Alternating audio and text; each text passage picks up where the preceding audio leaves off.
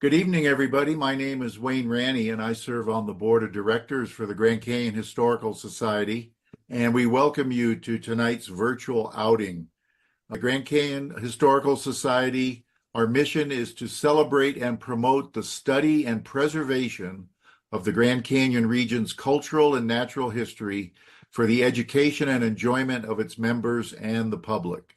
And just last year in 2024, we celebrated 40 years of existence when the society was started by some pioneer members of Grand Canyon Village. We encourage you to become a member. Our dues are only $35 a year. We are an all-volunteer organization, and we're hopeful that many of you can join us so that we can continue to expand all of our activities like these virtual outings and in-person outings and our tri-annual history symposiums. If you do become a member, you'll get 4 issues in the calendar year of the Old Pioneer magazine, which has a lot of history articles about the Grand Canyon and the Grand Canyon region. So we do these virtual outings. We conduct tours at the South and North Rim, and you can find it on our website. Our website is very easy, grandcanyonhistory.org. We are really, really fortunate to have Kevin Schindler with us. And Kevin is a longtime employee of Lowell Observatorium. Some of you know him very well. Those of you that don't, he just loves to combine history and science. He's written journal articles, blogs, booklets, and books. And so what I want to do is talk about first of all, lay the foundation for why astronauts came to the Grand Canyon, and then kind of retrace their steps. And part of this for me is a personal story because I've been able to retrace their steps using old photographs from NASA and the US Geological Survey, finding the sites where the astronauts trained and rephotographing those sites has been a really fun project. I'm working with some ranger friends down there. So later on, I'm going to show some pictures of the astronauts as they were training, and then I'll compare those to some pictures I've taken over the last couple of years. And in terms of questions, let's hold those to the end, just because I can't even see the comments thing with the program going, and also it's kind of hard with if more than one person's talking. But feel free to enter questions in the comments as the program goes, or take notes, and then we'll take those at the end. So let's go back to the 1950s. We're in the middle of the Cold War with the Soviet Union. And on October 4th, 1957, the Soviet Union upped us. They sent this 184-pound ball into space called Sputnik, and it traveled around Earth every 90 minutes, traveling at 17,000 miles per hour. And it set out this little beep sound. And people around the world could see it up there. And boy, did this get the attention of our American leaders. You know, if the Russians can send a satellite up there, they can spy on us, they can drop bombs on us, we better catch up and catch up soon. So the United States formed NASA in 1958. And the goal was to catch up to the Russians and then hopefully pass them. But we cannot let them be ahead of us in space. And so we got a satellite up as soon as possible the following year, 1958, we sent Explorer. And Explorer was actually scientifically maybe more important than Sputnik because it discovered the Van Allen radiation belts around Earth, which was actually a really important discovery, but it wasn't first. The Russians beat us. So gosh, how are we gonna catch up? Okay, we'll send the first person in space. That's how we'll catch up with them. Nope, they got us again. Yuri Gagarin went up, and a few months later, we did send Alan Shepard up, but they beat us again.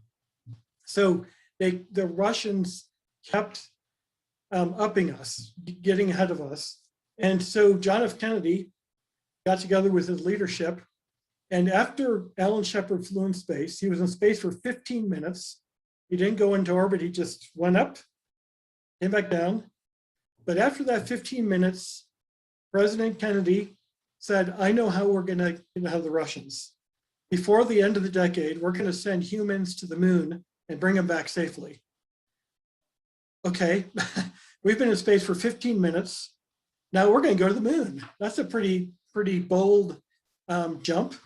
That means we have to really up our efforts. We have to bring in a lot more astronauts, because up to this point, there was the original 7, the Mercury 7 astronauts, and with Alan Shepard and John Glenn and others. So we have to bring in more astronauts first. So this is the second group of astronauts, the next 9. And I love this picture because, I mean, these guys, forget about any home life. They were on the road all the time. This was a mission to beat the Russians. And so we'll do whatever it takes. So this is a great picture because despite the hard work, they knew how to goof off. So we have some legends of space. Frank Borman, who went to Tucson High School, and he was a starting quarterback on the state championship football team in Tucson in, I think, 1946. Frank Borman, you should be able to see my cursor. John Young walked on the moon. Tom Stafford orbited the moon. Pete Conrad walked on the moon. Jim Lovell, we know from Apollo 13. Ed White, the first American in space. And of course, if we think of an astronaut, we have to think of one of our Ohio heroes, Neil Armstrong. And that's him here being goofy, looking straight up at the sky. So we brought in more astronauts. And while these astronauts were coming on board, we had scientists, these pesky scientists like Gene Shoemaker, who was a geologist. And Gene Shoemaker would be the person to prove that meteor crater was caused by an impact from a rock from space and not from volcanic activity on Earth. And Gene Shoemaker and some other scientists said, okay, we're going to go to the moon. And our goal is to beat the Russians. We understand that. But if we go to the moon and don't do any science, what a waste of opportunity. We need to do science once we're there. We know we're trying to beat the Russians to get there, but let's do some science. And if we do science, we better train these guys because these are fighter pilots. These are jocks, fighter jocks, who really don't care too much about science. A lot of them were really skeptical, if not downright opposed to do science. And so Gene Shoemaker said, we've got to bring these guys on board while they're training to fly spacecraft that are still being invented and learning how to stay alive in space and learning how to dock these spacecraft, and learning how to communicate and so on. We also want to teach them some geology so that when they get to the moon, they don't just look at black rocks and white rocks.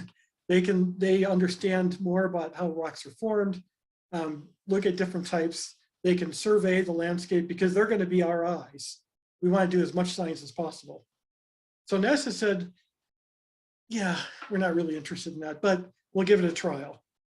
So in 1963, January 1963, the next 9 group of astronauts, that group with Lovell and Armstrong, they came out to Arizona on something like a 22-degree day, and they spent part of the day at Meteor Crater. Here's Gene Shoemaker in the middle, and there's Jim Lovell with the orange pants.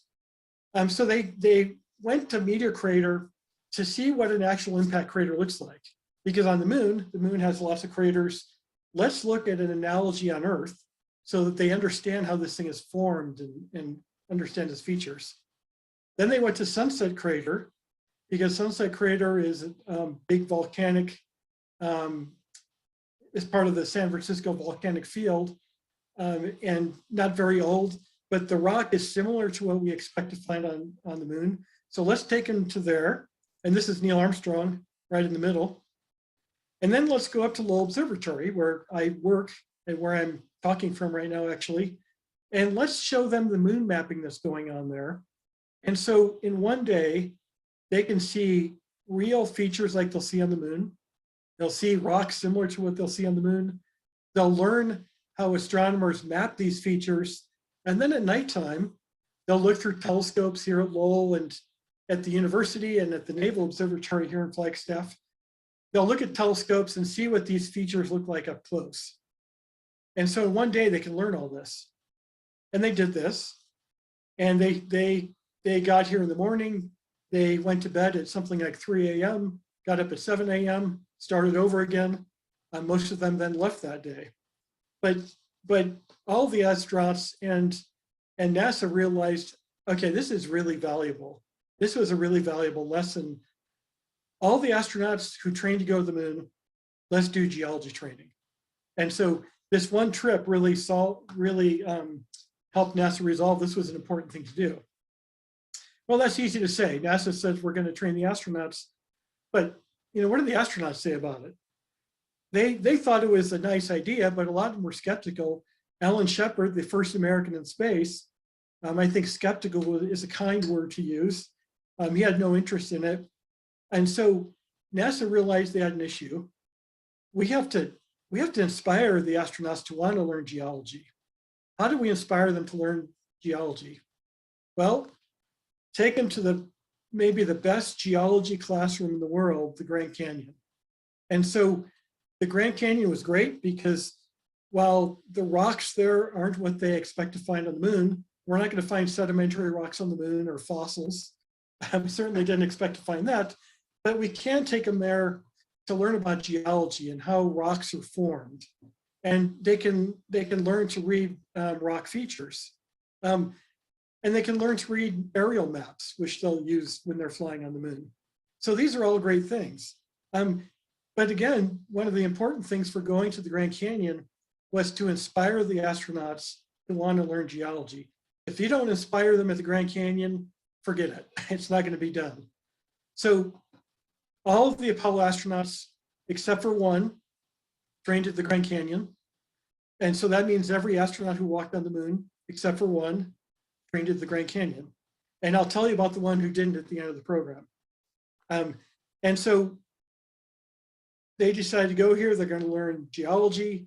They're going to learn how to read the rocks, because that's what geology is. You're reading the rocks. It's a history book. And so the better you study, the better you can read that history. And so 1964, March of 1964, the first group to come out to Grand Canyon, to be inspired by the canyon, they're scheduled to come out. And they would be the first of 3 Apollo groups to come out.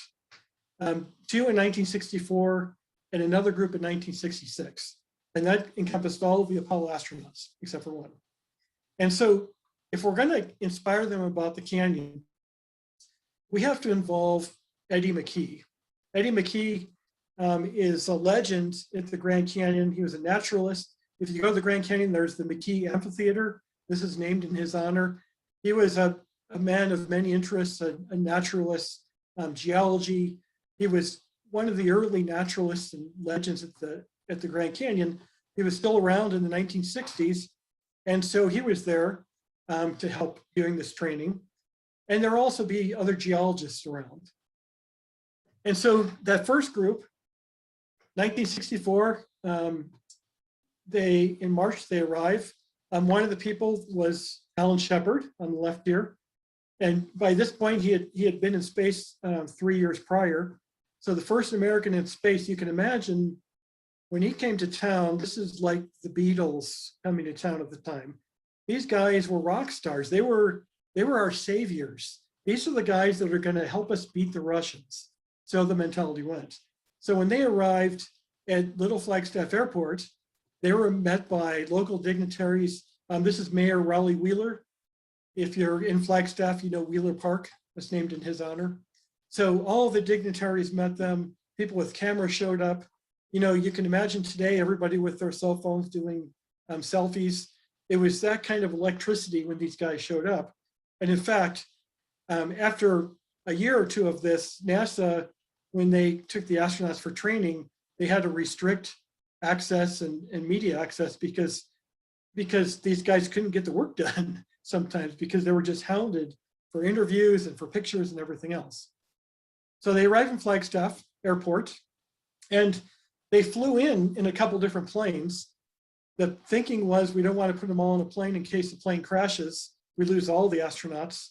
In this case, if one plane crashes, we still have the others. That was how they thought about this. So they flew into Flagstaff. Then they drove up to the Grand Canyon. And you might recognize this as the Yavapai Geology Museum on the South Rim. They went in there, and the museum looks very similar today. This relief map is different than the one that's in there today, but it's the similar idea. They went there, and Eddie McKee and other geologists gave an overview. You know, when you do geology, you first kind of do an overview, look at the big picture. And so they went there. Here's Gus Grissom on the left, John Young, Jim Lovell, Borman, Pete Conrad, Wally Schirra, one of the Mercury astronauts, geologist, one of the geologists here. This was Wally Schirra's birthday. So they had just presented him with a birthday cake. So he's still hamming it up for that. So they first did an initiation here. And this is another picture. This is a picture of that first group. And I want to show this because it's not as good of a picture, but this one has Eddie McKee. Here's Alan Shepard, but this is the only picture that I found at the Grand Canyon that has both Buzz Aldrin. You can just see his head here, and you can see his name tag over here, and Neil Armstrong. It's the only picture that I found with both of them in the same picture. And Neil Armstrong, you might not know that's him, but when you look at enough pictures, he's wearing this hat, and there you can tell it's him. So it's kind of neat to see, you know, 5 years later, they would walk on the moon together, but they didn't know at the time they would be the first ones. But it's kind of neat to see that. So we do an orientation at Yavapai Geology Museum, and this is what it looks like today. Same idea, there's a relief map there. Guests go there to get the overview of the canyon. The idea then was that they would go to the South Kaibab Trailhead, and they would break up into groups, maybe 3 astronauts with 1 geologist, and every 15 minutes or so, a different group would leave and start hiking down. And so each group would stop at different layers of rock and use maps and different instruments to learn the geology.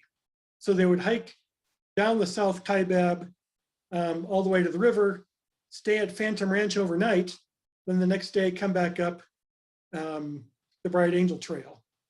So, and this is all over the course of essentially 2 days. And so they hike down, a geologist informs them about what they're seeing. The astronauts hopefully are listening, and then they'll hike up, they reverse roles, and the astronauts try to explain what they're seeing and see what they recall. So that was the plan.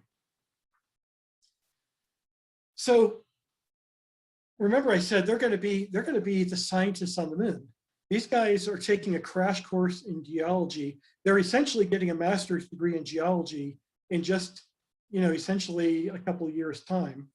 And so, and several of them who have no interest in doing geology, but they sure as heck wanted to go to the moon, so they're willing to do it. Others that are really inspired by it.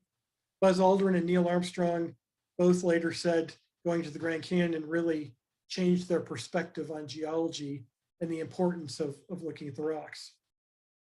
So they're going to learn to be geologists. That means you got to take some tools with you. You have your eyes. Those are probably the most important tools, but you're also going to take your geology hammers.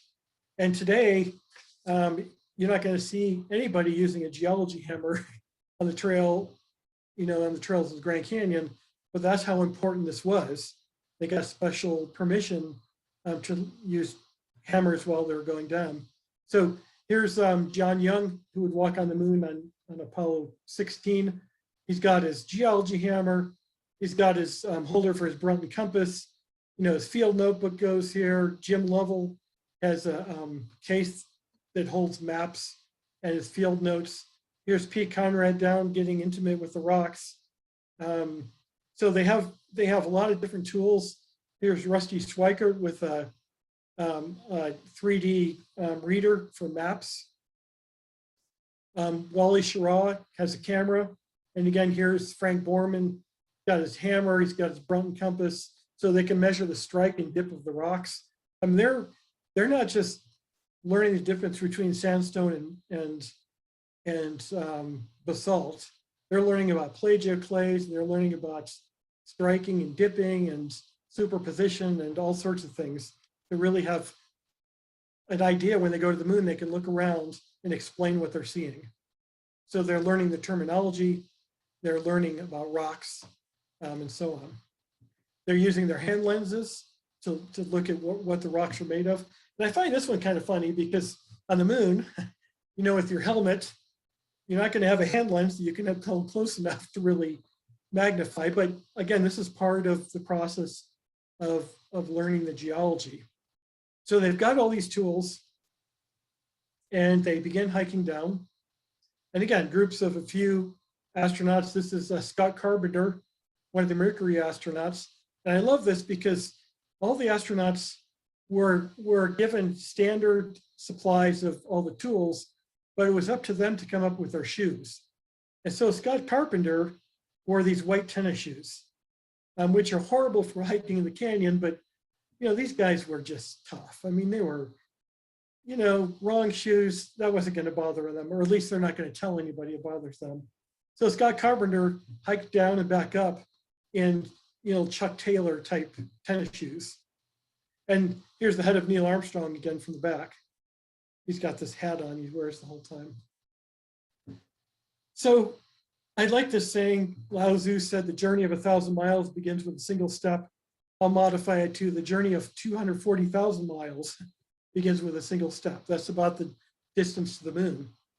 So they start hiking down and they start making stops. Here's the geologist, Dale Jackson, with Dick Gordon, who orbited the moon on Apollo 12. And here's Neil Armstrong with his red hat. If you saw the movie First Man, about Neil Armstrong, there's a couple scenes where he's wearing a red baseball hat. This is the one right there. And this is Don Isley, who flew on Apollo 7, the first flight after the Apollo 1 fire. So they start going down, they're looking at the rocks, collecting, and stopping at classic places along the way. And so this is where I want to show you some then and now pictures. This shot is just a classic outcrop near Point. And this is what it looks like today. Well, actually 2 years ago when I took this, but it hasn't changed much. You know, I got these pictures from the US Geological Survey here in town, and some of them were originally NASA pictures. And it was interesting to go through and try to recreate these things. Some of them like this were pretty straightforward. Others were kind of scratched the head. This one I looked at, here's Deke Slayton in the middle. Some of you might remember him. I had this picture and it was funky because I thought these rocks, like this rock out here, seems like it should still be there. And these rocks along the trail might have been modified, but some of these look like they should be there. We can see the backdrop here. I should be able to identify this. And I'm standing at Point trying to figure this out. And that's when I realized that this picture, when it was printed, had been inverted. It actually should have been like this, because I was standing right here when I realized that. Here's that big rock right there. So part of the fun of recreating these old pictures is, like so many things in life, taking it at face value and realizing that what you see is not necessarily right. So this is a point just below there where you make a big turn. So they hiked down, made stops along the way. The astronauts were, in general, in pretty good shape, and the geologists later complained that no matter how hard they tried, they just couldn't keep up with the astronauts. And whether or not the astronauts were getting pooped or not, they would never allow, because they were just, you know, they were the right stuff guys. They were tough, they weren't going to show weakness, because, you know, for them, their fellow astronauts were their colleagues, but they were also their competitors, because they were looking for any competitive advantage because they wanted to be the first one. Alan Shepard was already first man in space, but they wanted to be the first one to walk on the moon. And so that means, okay, I'm going to be the first one to hike out of the canyon, or I'm going to learn the geology the best. They were driven to be the best. And so they, you know, there weren't slackers in this group. So they hiked down and they got to Cedar Ridge. And you know, most of this group is probably familiar with Cedar Ridge. This is the fossil fern exhibit. And again, here's Neil Armstrong and Dick Gordon sitting there. And the fossil fern exhibit has been modified some, but really hasn't changed all that much. This is it today. It's got this plexi cover, but it's still there. And it's a great place to stop. if you're stopping to have lunch down there. From there, they descended down. One of the classic sites along South Kaibab is O'Neill Butte, named after the Arizona legend Bucky O'Neill, one-time sheriff of Yavapai County, mayor of Prescott, and one of Theodore Roosevelt's Rough Riders. And he also mined in the Grand Canyon. He developed a lot of mines. He had an idea of bringing tourism and developing a railroad there. And if you go to the South Rim, the Bucky O'Neill cabin was his cabin. And now for a small fortune, you can stay there. And it's got the best view anywhere, right on the rim of the canyon. I stayed there with my wife a couple of years ago when we were having a celebration. It was spectacular. So here's O'Neill Butte, and here's that same group with Neil Armstrong. And this is what, it looks like, similar today. You can't quite get the same angle sometimes because the trail has changed. But something I found interesting with retracing their steps was how, these are obviously the same places. How, some things are going to change, but some things stay the same. But in looking at these pictures, if you look in the lower right, you see this little whitish thing at an angle. That's a tree log that's still there 50 plus years later. And if you zoom in, this is from the old picture, and this is it now. So, it's really not surprising in the Southwest that things would last that long and much longer, but it's just unexpected to see that still lying there, this dead tree. So that was kind of a neat thing. Below Skeleton Point is this kind of a cavey type thing that you can crawl in. So this is several of the guys going in there again, using their cameras, using the hand lenses, looking at the rocks, understanding that how rocks are formed, what environments they form in, looking at the sandstone, the shale, the schists and granites at the bottom. And so they're seeing like we said, it's a really great laboratory for learning geology. Here's what that looks like today. They continued down here, a couple that I think Buddha and maybe Zoroaster temple, I can't remember. And again, Neil Armstrong's silhouette. And this is from about the same spot today. And then they got down finally. I mean, this wasn't really a horrible trip for the astronauts in terms of exercise, but it was a long day because they were stopping along the way, doing geology, taking notes and such. But they got down to the bottom where you have the little cave that goes to the Silver Bridge and what it looks like today. And then they crossed the bridge. And here's Ed White and Jim Lovell just after crossing the bridge. And to me, this is just fascinating to look at because, looking at old pictures really allows you, again, to see how things have stayed the same, but also how they've changed. This is a picture from 1964. This is from a couple of years ago. And I'll go back here. The Silver Bridge, it's there. It had been installed not too long before that. But this picture was taken not too long before the Glen Canyon Dam was put in.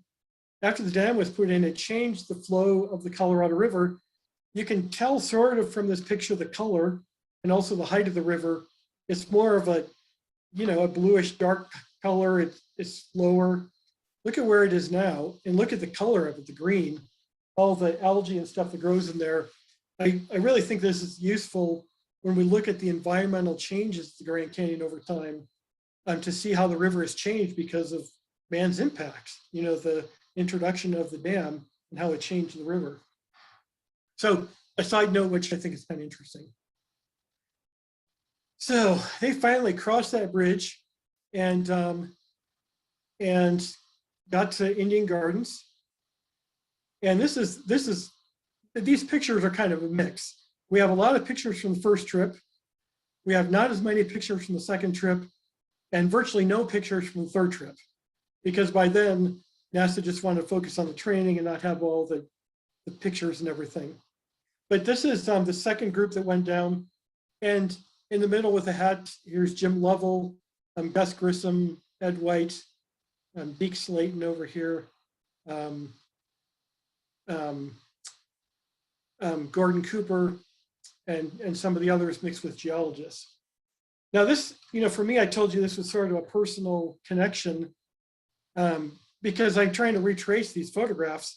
And one of the goals with this is, in working with some of the National Park Service rangers, is to create like a little trail map that has pictures of where the astronauts did this training, where people hiking down the canyon can see these spots and photograph it for themselves if they want to. So that's one of the goals of doing this research. So at the bottom, I was talking to one of the rangers, and I was asking if they knew where this was, because there's this building right here. And they said, oh, you have to talk to Shores. And anybody who's been in the canyon, a lot of my Grand Canyon history colleagues here are smiling when I say Shores, because Shores is a volunteer. He's volunteered at the bottom of the Grand Canyon for 30 years and lives down there and knows the place better than anybody. He's a legend down there. He looked at that and said, oh, that looks like it's by Cabin 8. And Cabin 8 is part of the area down there where you can lodge overnight, Phantom Ranch. And so we went over there, and here's Shores. And sure enough, we looked at this picture and looked at the rocks in the background, and they did line up. And he was right. This is where the picture was taken. The foreground has been changed some, but it's the same cabin. And again, I mentioned this was a personal journey for me. I'm down here, and I thought, oh, this is cool. I found this place. So that night, I was going to give a talk in the little camp area there. And so before then, I wanted to take some pictures of this cabin to recreate. And so I'm there, and whoever's staying in Cabin 8 here, they were outside, emptying the shoes of dust and stuff. And so I went over there and said, hey, look at these pictures. You're staying in this cabin right where these astronauts were standing. And they thought that was kind of cool. And they said, oh, we'll come to the program tonight. So that night, I'm giving a program, and afterwards, this guy walks up. He looks vaguely familiar. He says, Kevin? And I said, yeah. He said, Ed White. Ed White was a classmate of mine at Marietta College, I guess 30 years ago. It turns out every year, he brings friends down to the canyon, they hike to the bottom, and they always reserve Cabin 8, the same weekend every year. It just happened to be the weekend that I was there, and we hadn't seen each other in 30 years since college. And so, here I am reconnecting with them. It was really a neat thing. And another part, I don't want to make this all personal, but I mean, to me, this is what history is. We get interested in it because of our personal connections to it in some way. And, putting ourselves in the shoes of people who came before us and trying to understand what they went through and what they were thinking. And in a more sort of jocular way, I have a connection with Charlie Duke, who was on the third group to go down. His first trip into the canyon was similar to my first trip. We both went down to Phantom Ranch, and we both slept out in the open in the campground. I didn't have a tent. I just slept in the sleeping bag back in the 1980s. Well, I woke up in the middle of the night, and there was a skunk that was sniffing me. And I jumped one way, the skunk jumped the other way. And I don't think we ever saw each other. I didn't get sprayed, but that was my first experience down there. And it turns out that just a couple of years ago, for the 50th anniversary of the first Apollo landings, Charlie Duke came to Flagstaff to be our keynote speaker for the Festival of Science. And I interviewed him about his time in Arizona. And he was remembering his first time in the Grand Canyon when he and the other astronauts were sleeping in the same campground. And he woke up in the middle of the night to have two skunks fighting over him. And again, everybody jumped, nobody got sprayed. So again, it's kind of a weird personal connection, but it's kind of fun to put those stories together. And here's a picture of Charlie Duke, who's 12 men walked on the moon, only 4 are still with us, and he's one of them. So they stay overnight. The first astronauts to go down there, they stayed in the cabins, but later on, those weren't available. And so they just stayed in the campgrounds and got introduced to the wildlife there. And then the typical thing then the next morning was to get up and hike back up. The astronauts would then explain to the geologists what they were seeing, starting at the Vishnu shifts at the bottom and how that was formed and where you would expect to find that and what kind of minerals were in it, and so on. And they slowly made their way up to the canyon. The Bright Angel Trail went in a slightly different direction back then. And they also had special permission to visit a couple archaeological sites. This is a granary. And I'm again working with the National Park Service because I wouldn't want to visit any of these sites without getting approval.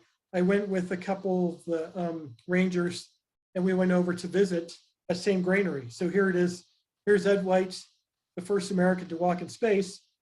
And here's Gretchen Schindler, my wife, serving as the model here. So to be able to go back and see what they were seeing, and in similar ways, I mean, I had never seen this site before, to try to think what they were thinking. They're learning this geology, but they're also human beings. And they're thinking about, people who lived here ages ago. And what does this mean to we have to remember that the Grand Canyon has been peopled long before Europeans came here. And this really gives a good idea of that. Let's, respect where we are, and also thinking about the future. Here they are in the middle of this ancient site, and yet they're in the middle of this technological challenge to fly into space and visit another world for the first time. It's really a neat juxtaposition of past and future coming together, I think. They got up to Indian Gardens and stopped for lunch. And from here, the majority of them would take mules. Some of them, the harder ones, like ultra competitive Alan Shepard, he wasn't going to take a mule. He's going to be the first one to hike out. That's who he was. But the others, like Neil Armstrong famously said, I only have so many heartbeats, so I don't want to waste them on exercise. And so he was wanting to take the mule. But this was another fun recreation photo because I was with a couple ranger friends, Kate Pitts and Melissa and Gretchen, and we were trying to find this site because they're having lunch here, there are picnic tables. This is obviously a place that people should know about. And so we have this picture of walking around and there's this big tree, there's this big rock. And we're walking through Indian Gardens right where the water stop is. And lo and behold, we turn around and Gretchen sees the rock. There's the rock, and go back here. There's the rock. And that tree in the picture had just been cut down. And these are the cookies left over from it. So this is a couple of years ago. And this is Kate and Melissa in here. So this is, if you've been down there, you recognize where this is. This is the big tree where everybody would stop for shade after going up Devil's Corkscrew and getting to Indian Gardens and the cool trees. So at this time, they had a temporary shelter here so you could have shade. So this is right where that was. And in fact, there's a kiosk here. And what we're hoping to do, they had a temporary exhibit there, but we want to put some information about the astronauts training there. So many stories, so many things that happen in the canyon. The astronaut training is just one of so many, but it's a cool one. And it's something we can associate with. So, I really hope we can get some, a couple of waysides down there to help enrich the experience of the Grand Canyon and its legacy. So down at the corral is in the same place it was back then. Here's Gordon Cooper on the mule. And you notice the rock outcrop up in the background. It's pretty much the same, you can stand in the same spot. For those of you who work at the canyon, you may know one of the wranglers, Lisa Parker, who's just a really delightful person. She's right now on the Appalachian Trail hiking up it, but she's one of the wranglers. I didn't know her at the time. I said, hey, look at this picture of the astronaut. I want to recreate this. And so she very gracefully handed up to recreate that picture. So most of the astronauts got on the mules here. Here's Deke Slayton. And this sign is obviously long gone, but there's another sign in this place today. But this area is a lot more overgrown. So at this point, they're done with the geology lesson. Now they're just going to get to the top. And so they've spent a day and a half learning geology. And it's not like this was the first exposure. They had done a lot of classroom activity, but now they were doing the real field work where you really do geology. You get your hands dirty and see it for the real thing. So a day and a half is over. Now they're just going to ride mules or hike to the top. Here's Neil Armstrong looking really thrilled to be on a mule. It looks like he just wants this whole thing to be over. And then I love this picture. This is Frank Borman and Pete Conrad with a pipe, looking debonair maybe, riding up the canyon. And you can see Plateau Point in the background here. So they're coming up Bright Angel Trail. So this trip, again, it was over the astronauts split up over 3 different times. March of 1964 was one group, June of 1964, the second group, and then again 1966, Charlie Duke's group where he met the skunks. But this really in general proved to be really beneficial because as the geologists hoped, most of the astronauts really did become inspired by this. I've been fortunate to interview some of the astronauts, Alan Bean, who became an artist and painted a lot of the scenes on the moon, said that going to Arizona and the Grand Canyon is where he really got it about geology and the importance of looking at landscape and how to depict it. And you know, Neil Armstrong said this is where he got it. Buzz Aldrin said going into the canyon really inspired him. So the majority of them found this to be a really important lesson. Others were more cynical about it, especially those who never went to the moon or who orbited the moon but didn't land. In hindsight, they said, I never needed the geology. I got the equivalent of a master's degree and never used it. There are others who, like Alan Shepard, who he went through it. You know, he was going to beat everybody no matter what it was. He didn't like the geology so much. Gene Cernan, the last person to walk on the moon, his probably most dominant memory was getting into a rock throwing contest with one of the other astronauts, seeing who could throw the rock the furthest into the canyon. But overall, they found it to be a really inspiring experience. So I think, you know, the Grand Canyon has such a great legacy, but the astronaut training, I mean, the defining moment of the 20th century when human beings walked on another world has ties to the Grand Canyon. I think that's just, you know, that's just really special.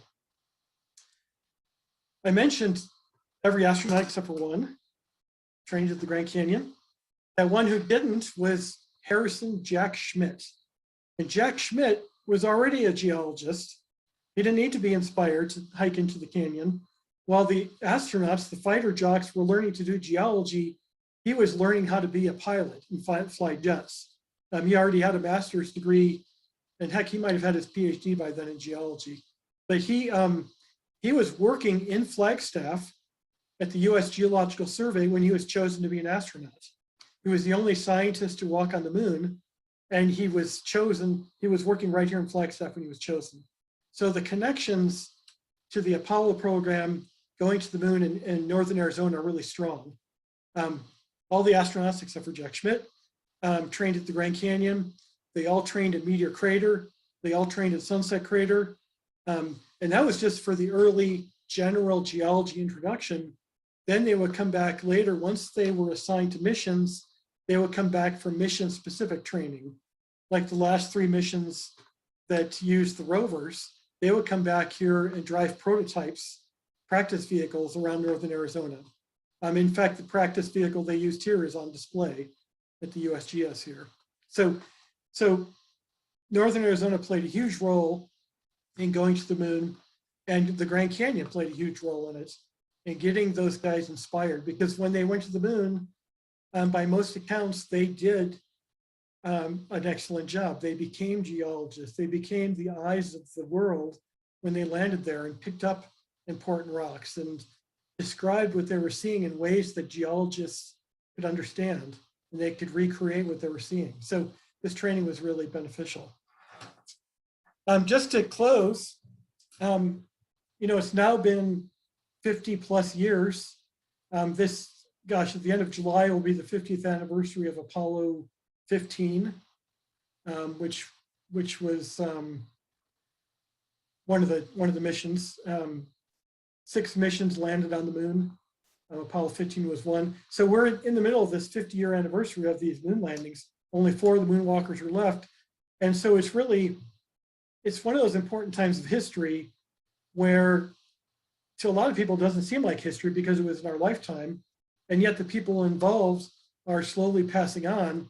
So we need to gather the oral histories and their stories while we can. And so a couple years ago in Northern Arizona, we did a celebration of going to the moon and Flagstaff rolling it, Flagstaff Lunar Legacy. A fellow who many of you know, Tyler Nordgren, who was an astronomer turned artist, kind of like Alan Bean, and he creates astronomy and dark sky themed posters for national parks. He created this really great poster. And many of you may know that Tyler was just named the first astronomer in residence for the Grand Canyon. So he's going to be doing that position pretty soon. So we have this great legacy. We want to preserve it. So Tyler is helping with that. Many of you know Don Lago, who's written just this remarkable book, Canyon of Dreams, about the Grand Canyon. He tells the story of the astronaut training. In here, a colleague of mine, Bill Sheehan, a noted astronomy historian. We did this book together that's an image-rich history of training in Northern Arizona. And we have a lot of pictures of the Grand Canyon. And it's great. I like to take this and carry it down and recreate where those pictures were taken. So, we want to preserve this history as much as possible. And as I said, we're also looking at hopefully creating a couple of waysides, a couple of exhibit signs, as well as something like a map that hikers can use to recreate this history and, kind of remember that we're following the footsteps of those people who walked in another world. So with that, I think, let's see how we're doing on time. That's a brief introduction. Maybe it didn't feel brief, but it sort of did to me because I love talking about this stuff. So let me stop sharing the program. And then we can take some questions. And so I'll go through Kevin, the chat. that was really, really neat. I've got you kind of cornered here for a minute. There's a lot of questions Sure. that have come in. I've got one for you straight off the top here. Okay. Who was the geologist? Was that Gene Shoemaker that went with them down the trail? Who taught them the canyon geology? Gene Shoemaker didn't go down on the trail with them. He did do a lot of training like at Meteor Crater, but there were several geologists because they had one every 3 astronauts or so. So they'd have, 15 or 20 astronauts, or maybe not quite that many, but, so they'd have half a dozen geologists. And so some of them were geologists who worked at the survey, U.S. Geological Survey here in Flagstaff. Some of them worked for NASA. They were geologists. And so unless you know local geology, you might not recognize the names. Al Chichester was one. Ewell Clanton was one from NASA. And so it's great to read their stories because, while they were the teachers, they were also in awe of the rock stars. And what's so neat about this is that 50 years later, NASA is still bringing astronauts to Northern Arizona to some of the same places to do training. Just last year, or a year and a half ago, the 2017 class of astronauts were here at Sunset Crater and some of the other places, learning geology just like Alan Shepard and Neil Armstrong did here. And so, Nice. so it's not just ancient history, it's history that is still happening today because Northern Arizona is such a hotbed for, geology. And did Shoemaker have a vision to take the astronauts to any other places in the country to look at geology, or Yeah. did it just happen here? Gene Shoemaker really pushed to bring here because he was the director of the branch of astrogeology of the USGS.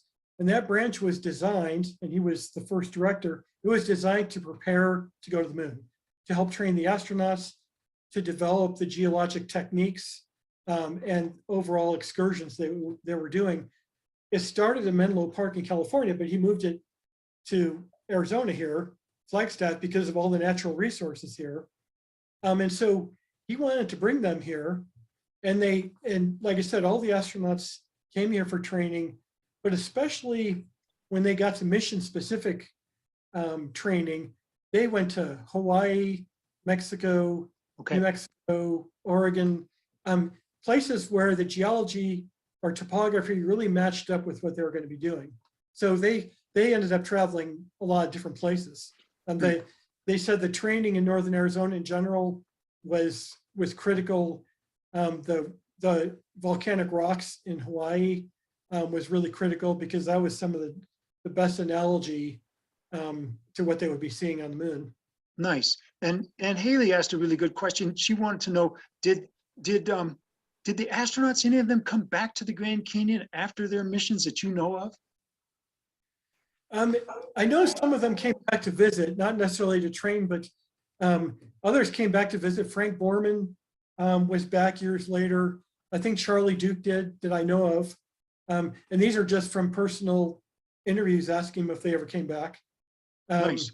So, it's the Grand Canyon. So a lot of them have brought I think Bill Anders, who took the classic Earthrise picture that helped spawn Earth Day. I think he's brought his grandkids back here. Okay. And so, Northern Arizona is such a playground for, nature and geology that a lot of them have come back. And Absolutely. a lot back for, like, Alan Bean and Charlie Duke have been here in Flagstaff to give presentations. There have been science conferences where some of them have come back. So for a number of reasons, they've come back here. And then out at Sunset Crater, they did, they sort of made a moonscape and had the astronauts there. They were focusing on the rover training at that time there. Did they do any geology with them, saying, hey, you might be walking over stuff like this, grab a rock that looks like that? That was the whole idea. They went to places like Meteor Crater, where it was a great impact crater, a great analogy to what they see on the moon, but they also wanted to see a volcanic field, because on the moon, they're going to see a bunch of craters. So they wanted to create something similar to that. And so the USGS got a picture from one of the surveyor images. That a surveyor was one of the pre-manned missions or pre-crewed missions that went there and got close-up pictures. Based on the close-up picture, they went to a cinder field near today's landfill out there. It's by Cinder Lake landfill. The Cinder Hills, yeah. Big open area of flash in the cinders from the explosion of Sunset Crater. And this is great, they got paid for this. They dug holes and set charges of dynamite and other explosives. They set them at different depths to create different size holes. And then in one great explosion, or a series of explosions, they blew them up, cinders flew up, came back down, and they really had a pretty good crater field in terms of the sizes and distribution and everything. The cinders weren't really what they were expecting to find on the moon, but it was still volcanic rock. And so they went there, they did a lot of, almost every mission went there for mission specific training. There are a couple different fields they created. They also did one down at Cottonwood for when it snowed up here. All these fields are still around. You can still see them. Nice. And it's neat because one of the iconic pictures from these fields is one of them driving the rovers, of the Apollo 15 crew driving the rovers around. But you can still go out there and see these craters. And if anybody wants to see them, you can contact me. I'm kevin@lowell.edu, and I can tell you how to get there or take you out there. Because again, you can take the pictures of them training, and there's even a video that the USGS made of them blowing up the craters, which is really cheeseball, but really cool. So Nice. they were doing geology training. They were practicing for the mission by, standing at a mock lander and describing their view through the window. They were practicing carrying their tools. They were practicing identifying different types of rocks. In fact, the USGS salted it with different kinds of rocks like limestone and other things, just to see if the astronauts, were paying attention, and they figured out the differences. Nice. Very nice. Well, someone's posted here that you are the godfather of Flagstaff lunar legacy. That must be Karen Mellis Clark. And if it is, hi Karen. And But this is great stuff. And for me, I don't remember much about the Apollo missions, but it was such a defining moment for our country. And to me, a reminder that when we put our minds together and work together, we can really accomplish anything. That despite the fact that the country and the world is falling apart. And so for me to be able to recreate this and revisit these sites and talk to some of the people involved as a historian, it's like Christmas every day. It's really neat to be able to do that. it's got to be really fun. Be able to share it. Nice. Kevin, we've been at this for a little over an hour. This might be a good time to wrap things up. Okay. I just want to thank you on behalf of the Grand Canyon Historical Society for your work on the board of that organization. Thank you for the historical research that you do. Before all of the historians on this Zoom run away, I want to remind you that you too can give a presentation here. Contact Kevin, contact Haley, contact myself, contact Dick Brown, contact anyone from the Historical Society through the website there. And let us know you'd like to be involved. Next month, same time, same place on the same bat channel, using the same Zoom passwords and all that other stuff. Jeff Ingram is going to speak with us about the 1975 Grand Canyon Enlargement Act that he was actually a part of, working on that legislation back in the early 1970s. So that's next month. Again, you too can be a member of the Grand Canyon Historical Society. And on behalf of the board of the organization, I'd like to thank everyone for coming out tonight. Thank you so much. And Kevin, in particular, thank you. That's been great fun. Thanks.